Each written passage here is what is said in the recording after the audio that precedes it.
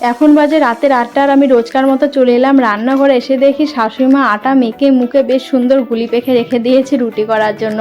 মায়ের ছোট ছোট কাজগুলো করে দেয় জন্য আমার অনেকটা সুবিধা হয় সংসারের কাজবাজের সঙ্গে তাল মিলিয়ে চলার। তোমরা অনেকেই বলো আমার শাশুড়িমায়ের কাজবাজগুলো দেখায় না, আসলে দেখানো সম্ভব হয় না। মা যখন আটা মাখছিল তখন আমি মেয়েকে পড়াচ্ছিলাম, তখন আমি মেয়েকে পড়ানো বাদ দিয়ে কীভাবে আমি ভিডিওটা করব, তো সেই জন্য করা হয় না। তাই বলে এই নয় যে মা কোনো কাজ করে না, মা কিন্তু যথেষ্ট কাজ করে। তো যাই হোক, আমি এখন নিজের জন্য ব্রেকফাস্ট বানিয়ে নিচ্ছি, ব্রেকফাস্ট না, ডিনার বানিয়ে নিচ্ছি। তো জানোই তোমরা আমি ডায়েট করছি, আর এই ননস্টিকি তাওয়াটা এত ভালো না, একটুখানি তেলে এত সুন্দর খাবার কুক হচ্ছে, যেমন সেদ্ধ হচ্ছে তেমন, কি বলবো, আমার তো ভীষণ ভালো লাগছে। আমি তো নানান রকম নতুন নতুন রেসিপি তৈরি করছি আর খাচ্ছি। তো রাতে বানিয়ে নিলাম হচ্ছে ওটস চিলা, ওর মধ্যে গাজর, তারপর টমেটো, কাঁচা লঙ্কা দিয়ে, তারপর হচ্ছে পেঁয়াজ কুচি দিয়ে ব্যাটারটা বানিয়ে নিয়েছিলাম, সঙ্গে একটা ডিম দিয়েছিলাম। ডিম খাওয়া কিন্তু খুবই ভালো, ডিমে যেহেতু প্রোটিন আছে, আর ডায়েট করতে গেলে প্রোটিনটা খুবই দরকার।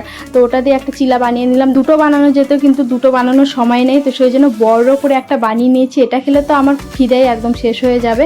এদিকে হাজব্যান্ডের জন্য আমি রুটি ভেজে নিচ্ছি। রুটি একটু বেশি করে ভাজতে হয়, কারণ শাশুড়িমা সকালে আবার চা দিয়ে খায়। চা দিয়ে রুটি খেতে কিন্তু ভীষণ ভালো লাগে। আমি আগে খেতাম, কিন্তু এখন যেহেতু ডায়েট করছি আর যেহেতু আমি চা খুব একটা পছন্দ করি না, মাঝের মধ্যে টেস্ট করার জন্য একবার খেয়েছিলাম, তো ভালোই লেগেছিল।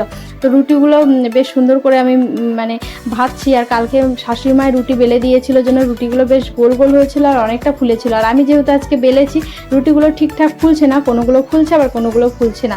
তো এখন মেয়ের জন্য আমি দুধ গরম করে নিচ্ছি, আর মেয়েকে খাওয়াতে হবে। আর ওকে যেহেতু টিভি কিচ্ছু দিচ্ছি না, টিভি মোবাইল, তো ভাত নিয়ে এখন আমাকে রাস্তায় বেরোতে হবে। এই রাতের বেলা বাড়ির সামনে রাস্তায় বেরিয়ে বেরিয়ে ওকে খাওয়াতে হয়।